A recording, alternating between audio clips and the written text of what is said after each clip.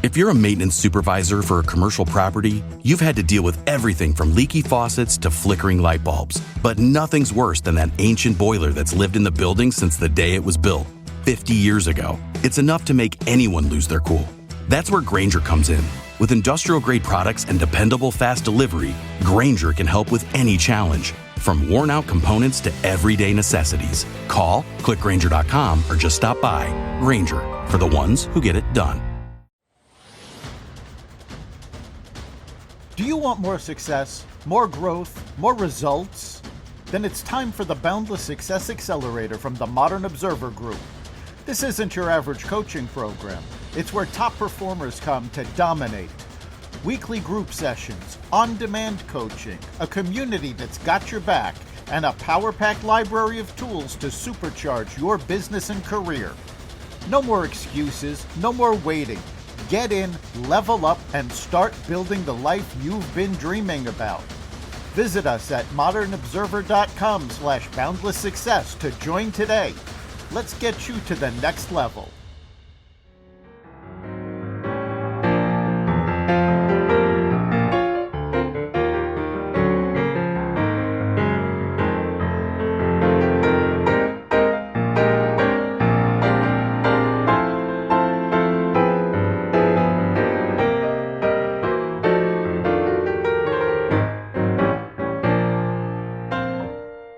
Simple questions for 100 people. Welcome to the experiment. I'm Bill Correll, and this is my investigation. My research project to gather data from 100 beautiful human beings for the sole purpose to see what actually happens across the interviews. Now, the questions are fixed and all the interviews are going to remain consistent, and the variable will be the actual participants themselves and their answers. So, Mary Jane, it's as if I'm having you come sit on my porch to share your thoughts so I can learn about people. Looking forward to what we're going to find out when we're done with the whole project, but in the meantime, looking forward to hearing about you. What is your full name? My full name is Mary Jane McQueen. Mary Jane McQueen. Is Jane a middle name? No, actually, I don't have a middle name. I have a two-part first name, but no middle name. Sounds good to me. It would have been excessive otherwise. Yes, that's what my mom said to me. Why would you need a middle name when you already had a two-part first name? Exactly. So did you ever have any thoughts about that? You know, like other children had middle names, but you didn't. And I'm the only child of 4 in my family that does not have a middle name. So, and I'm the baby. I just figured maybe she got tired and didn't want to think of it. they were tapped out. Yes, exactly. So the years in therapy, is that helping at all? Maybe. Yeah, maybe. Okay. I hope not, because you're wonderful just the way you are. So, all right. So that's kind of neat. Mary Jane McQueen. And what's the story about where the Mary Jane came from? Well, the Mary is, it's a traditional family name. There's many people in my name that has Mary in it. And because I think partly because my family, I was raised Catholic. So Mary is a very common name. And that wasn't really, actually, my mom just wanted to call me Jane originally. And it was my siblings that suggested that perhaps that maybe she should add in the name Mary, and hence it became Mary Jane. I like it. That's wonderful. So you did mention that you're Catholic. Yes. Okay. And no confirmation name? It's funny. My confirmation name is Mary. Oh, Mary Jane Mary. I like it. Well, it's me. My sponsor was Mary. Her name was Marie. So Mary. Yeah. Well, since we're telling tales here, my confirmation name was Joseph. Oh, okay. Oh, Mary and Joseph. Oh my goodness, how appropriate. There you are. Between a couple of Catholics. All right. Yes. So that's fantastic. You know, what is your favorite nickname that most people don't know? Most people know my nickname. Most people call me MJ. because they seem to have a problem remembering Mary Jane. I get called all sorts of other names, Marianne, all sorts of things, but they seem to be able to remember MJ. So MJ, but it's not really a secret name because lots of people call me that. I don't really have another name other than that as a nickname. That's kind of fun. Nothing from your parents growing up or from siblings? Being Um, the youngest, you must have had a couple of pejorative nicknames, I'm sure. well, yeah, probably. My brother, who is almost 14 years older than me, he's the next up in age, so I was a bit of a surprise. Yeah. He used to call me Mike. I have no idea why. Mike, I have That, no idea. Maybe he what a wanted a special little brother. I don't know. 14 years is a good, I mean, you probably never had to worry about being bullied by anybody. No, no. It was pretty much. It was like I was the surprise, and so I seemed to be. Um, I wouldn't say because my mother would have allowed me to be sort of to believe that I was like the greatest thing since sliced bread, but I think probably I had a little bit more bandwidth, scope, so to speak, where not from her specifically, but from my siblings, because I kind of like, oh, she's like, look, there's a baby. A new pet, yeah. Look at this, she coos and everything. I like it. So in my family, it was fast and furious. 6 kids in 9 years. So my mom was a convert, and there's nothing worse than a convert. So, Oh, like my mom too. oh really? Yes. That's funny.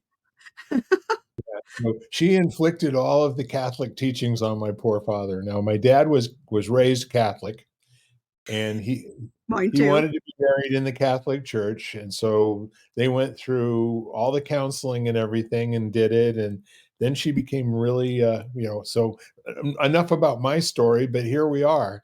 Uh, It's just a lot of similarities I see. yeah, well, I guess it's ecumenical in nature, and there's probably some traditions there and all Mhm. that. I guess you were probably never an altar boy. No, nor an altar girl. Yeah, it just wasn't done, was it? No, there were as I was when I was small, there was it was mostly altar boys, but as I got a little bit older, before my confirmation, there was some girls at some parishes, the girls were allowed to also be altar servers. So That's great. I love it. So, when did you notice first what hair color you had? Um, that's an interesting question because when I was younger, my hair, like, it was more like a light to medium brown, but in the Yep. summer, it always used to get like reddish highlights. I used to say that my hair was the Heinz 57 variety of hair colors because it had like dark, dark, dark brown, almost black, and it had dark brown, it had medium brown, it had red. And I'm like going, okay, well, gee, That's what kind color of is my hair? yeah, Brown. yeah. So you kind of noticed there was this diversity of hair colors in going Yeah, on. yeah, Was that and like anyone else in the family, or was that your particular thing?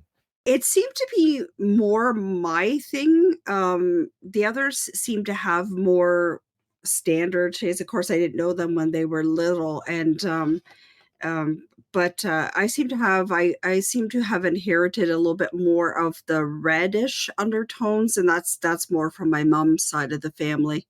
Yeah, Red hair and freckles. That's that's good. Those things do travel in pairs, don't they? they do.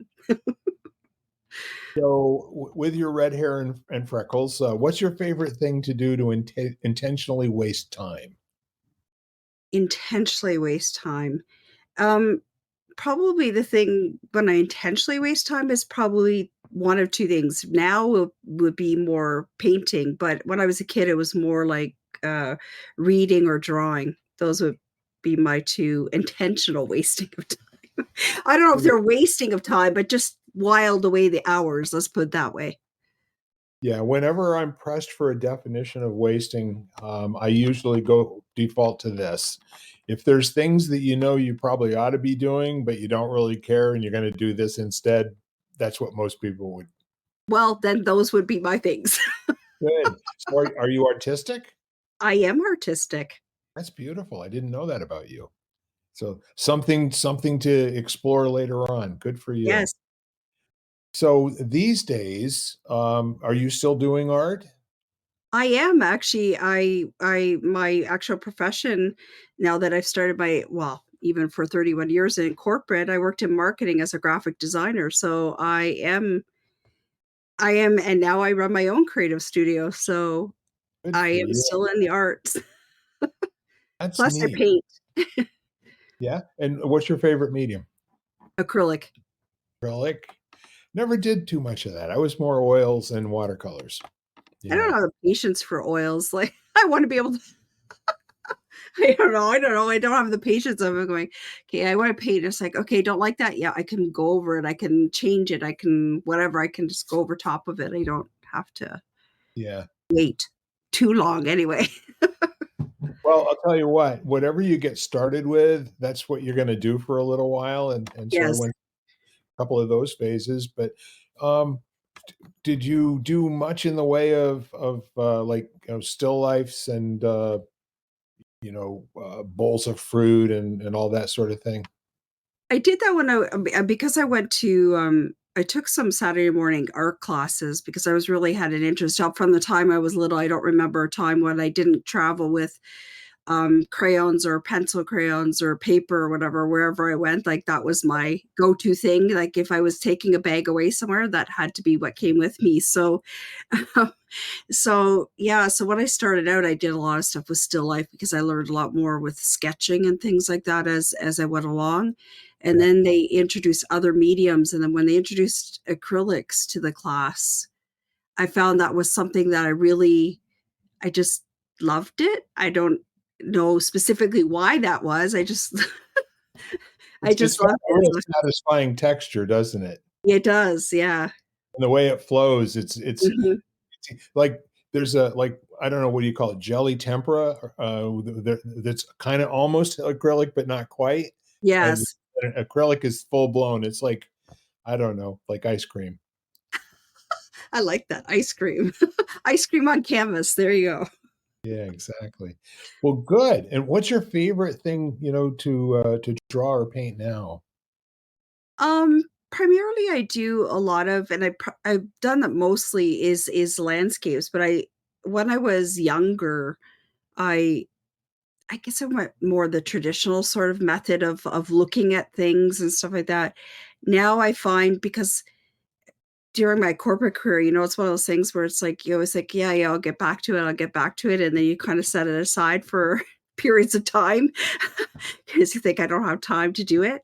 Um, but then when I found that I had time when I got restructured out of my corporate job, and I decided I was just felt really called to start painting again, and I find the things that I do now, they are still probably more, landscape and floral in concept, but Yep. I like to call them more whimsical now, like maybe brighter colors, maybe a little bit more textured, more they're more whimsical than actual I mean, they look like actual things, but they're more whimsical in style, I guess, than It's so lovely.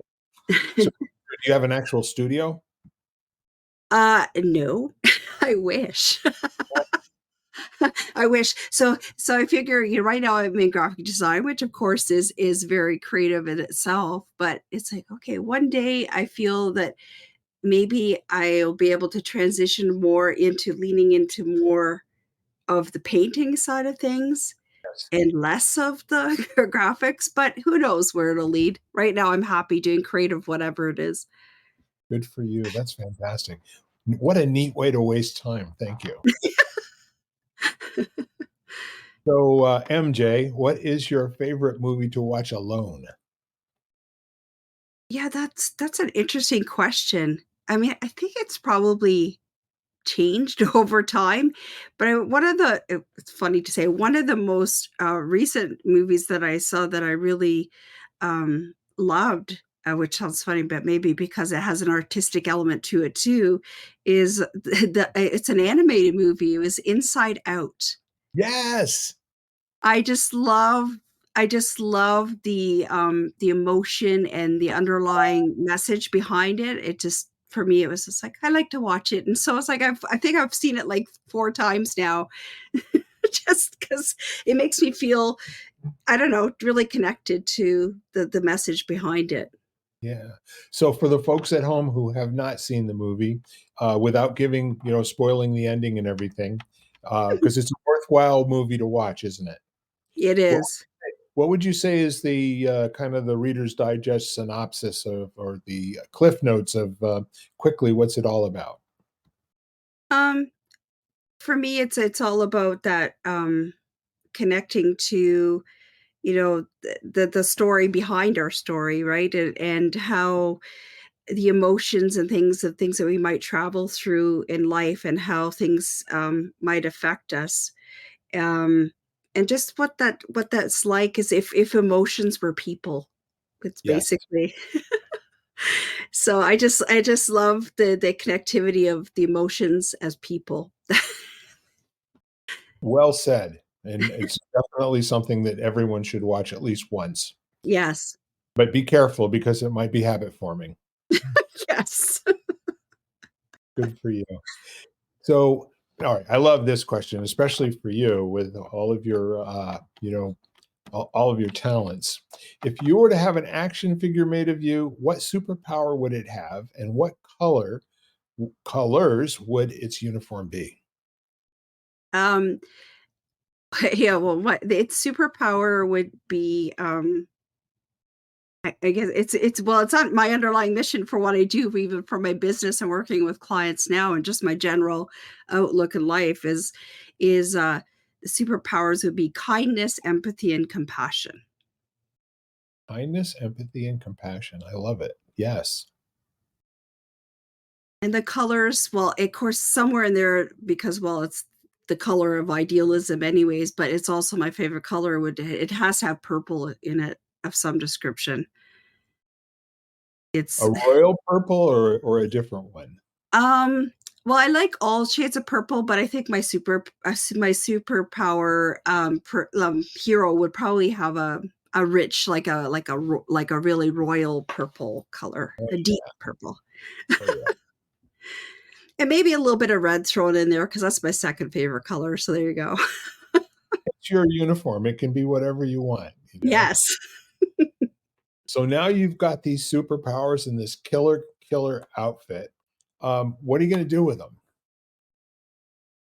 Well, my superpower, I'm going to, um, hopefully radiate that out into the world.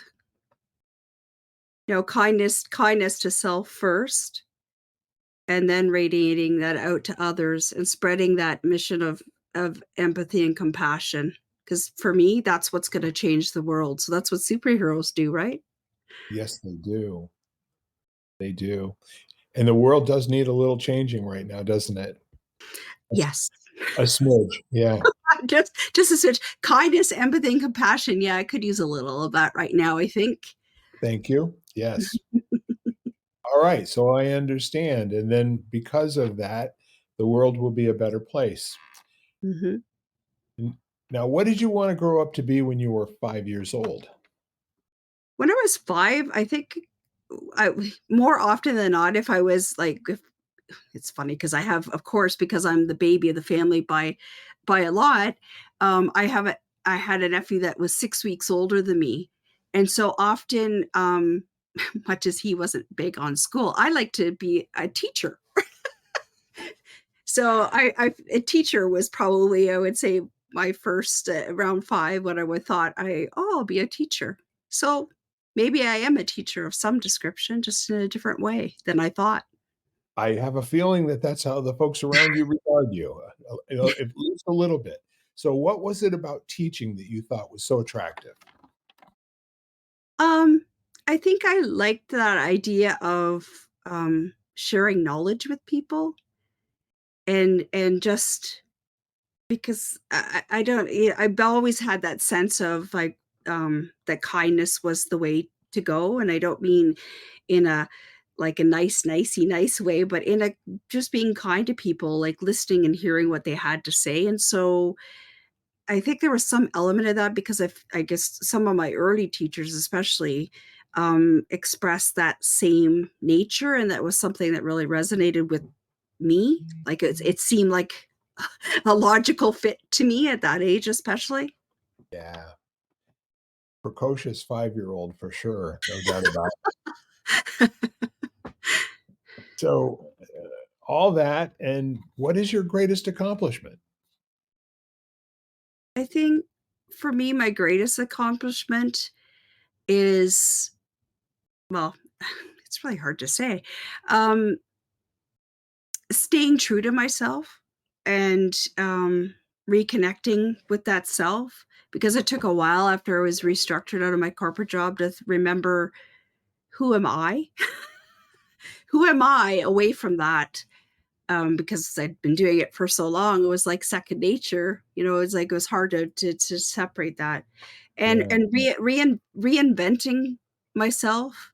Um, Recognizing what my strengths were, and that I didn't have to do it for somebody else. I could do it for me and help people that I felt connected to.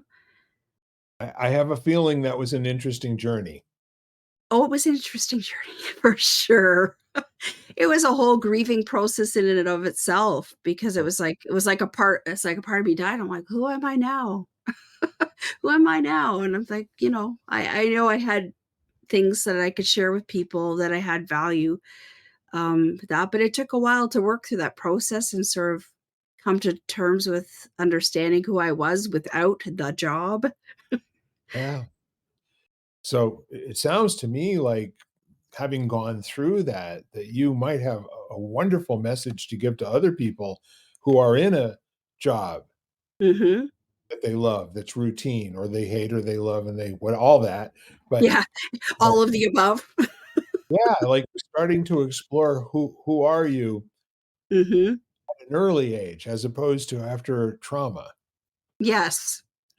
Yeah, and listening when you're getting nudges, because I mean, for me, although the overall things, I learned many valuable lessons there, and I'm able to take those away and still apply them to my business now.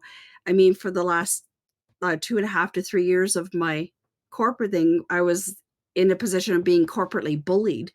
So it was like, listening to my intuition saying, this is ridiculous. Why are you putting up with this? Why are you putting up with this? And just taking Yeah. that and realizing that I'm not the only person that this is happening to. And, it's okay. Sometimes you just need to take, more value in yourself, and to walk away and find out who you are without that job.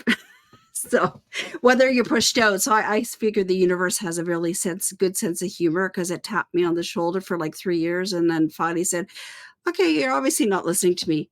Smack. 2 by 4, right straight to the temple. I agree Mhm. with you. Congratulations on the choice, first of all, and then actually bringing it into being, to where you do have some self-value and some self-understanding. Yeah, That is a great accomplishment, I say. thank you. You're very welcome. So, who is your favorite person to listen to? I'm assuming we're talking about podcasts and the like, or who am I listening to? Right? Any Anybody?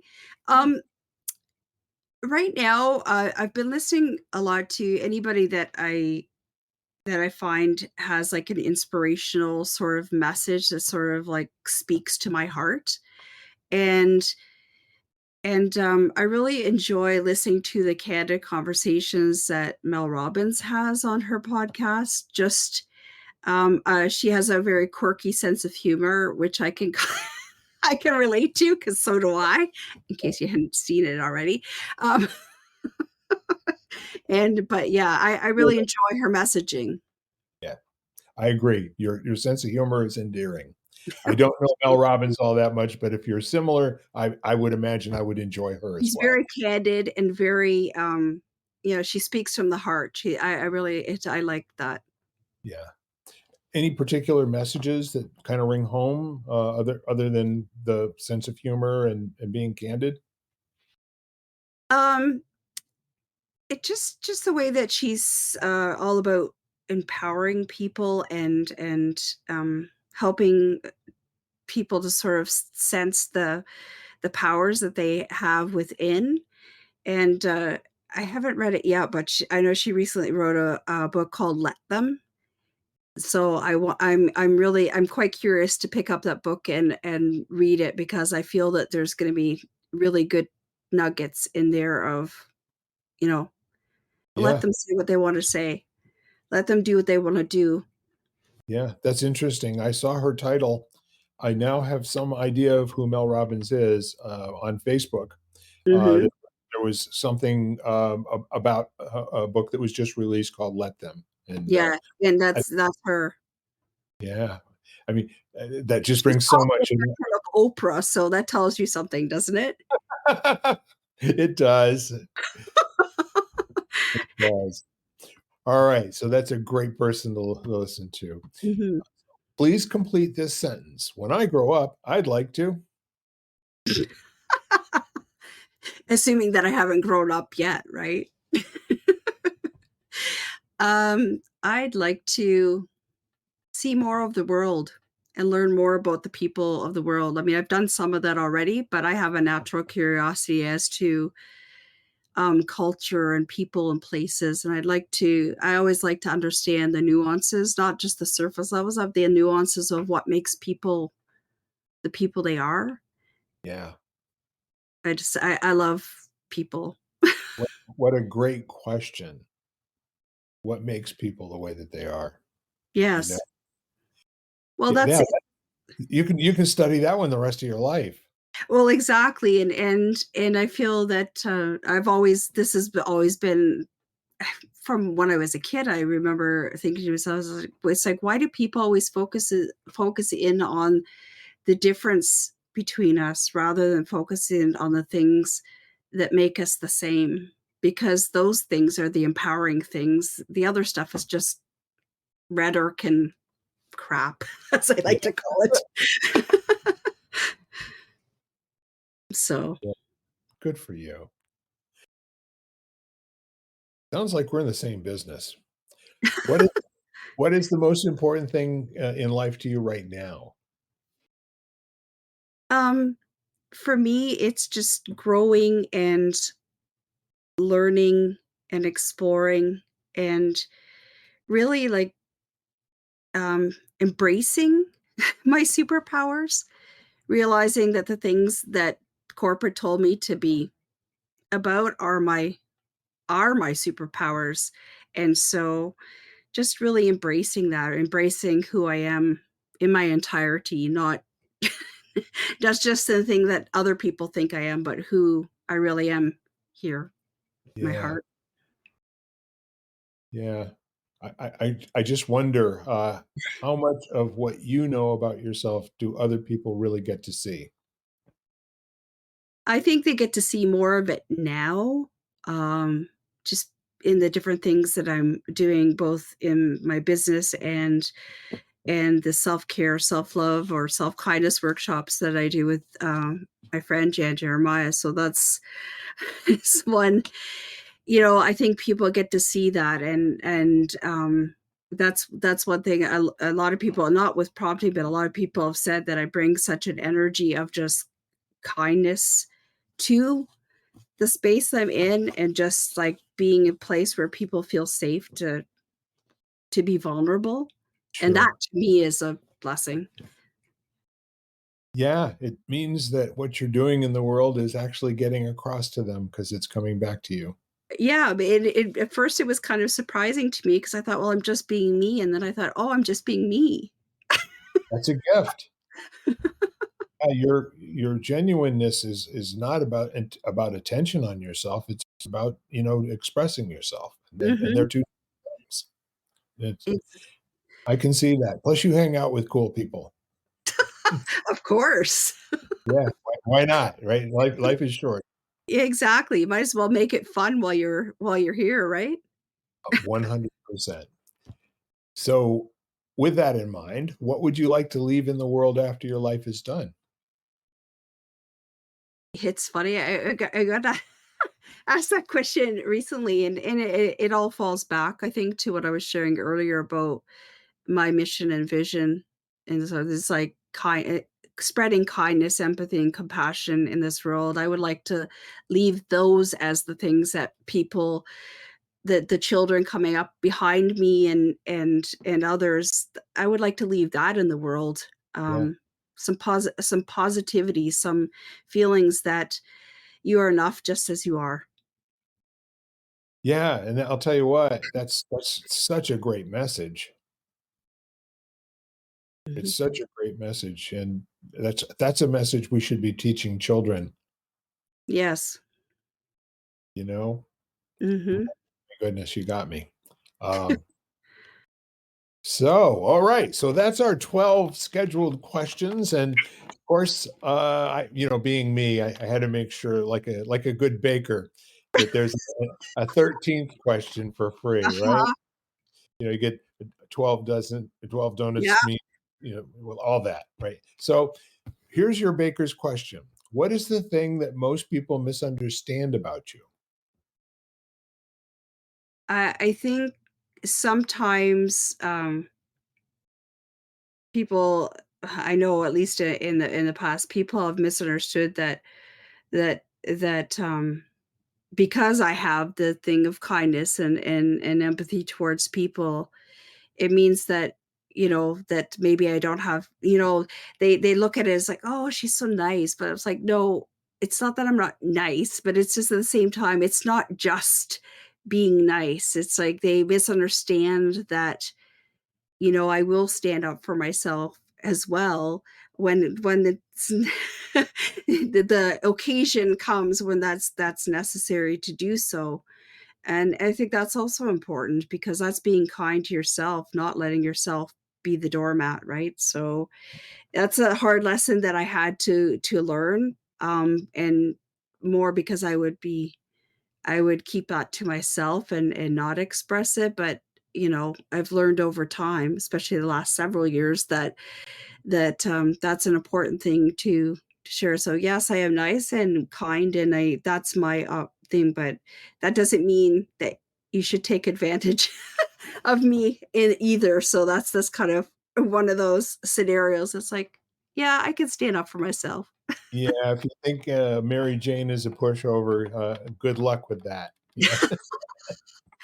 Yeah, yeah, yeah, exactly. She has a strong personality underneath of there, even though, but the underlying mission is always the same. Yeah, I guess once you learn where the volume controls are on life, you can amplify whatever behavior Mhm. you want to or any emotion, That's and right. especially after you've decided to know yourself. Yes. Yes, exactly. It's like, "Ooh, okay, where'd that come from?" Kinda like it. Yes. Excellent. So that completes all of the questions that I've got for you today in this experiment. Mhm. But I will ask you, do you have any questions of me? Yeah, I mean, what made you decide to do this series with asking these questions? Because it's quite interesting, like, they're so varied in their dynamic. I'm like, where's that come from?" It's also very scientific, I can tell you Oh, yes, that. I'm sure. Yeah. Well, I had started another podcast back in 2020, which was more of a reaction to what was going on, uh, with the nonsense with burning buildings and all of Yeah, that, whatever. And I really wanted to put another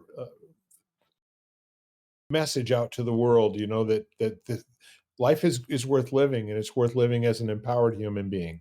mhm, Uh, so that's lighting the candle a world that works, which right. coincidentally, your partner in crime is also my twin on that particular broadcast. Exactly. So, she wasn't back then, but I don't know, probably about a year on. I got interested in the whole notion of identity and identity politics. And I thought to myself, I've known a lot of people. I'm very good with people, and I don't see that the outward appearance has any damn thing, at all to do with who they Mhm. are on the inside. And I also Absolutely. don't believe that people, because of how they look, think differently than everybody else. I think they could be, so I had my, my hypotheticals, and I had my scientific approach to the question. What really makes people tick? What are are we more alike than disparate? Are there really certain things that some people have to, by nature, with who they are, be that way? Yes. And so that's really what I'm very interested in finding out here. And I'm like, I think you're number 54 or number 55. I'm Wow. Yeah. So, and no, it's wonderful. I've spoken to so many different people from all walks of life, all nationalities, you name it. And I, I think the rewarding part of it for me is I started out wanting to really know and to be able to talk with some degree of having done the work, to my two grandchildren that are growing up right now, Mhm. or just, preteens, and one just turned a teenager this year. I want to be able to say things to them, and be able to say it with some weight, as opposed to coming at them from who I am, but Yes.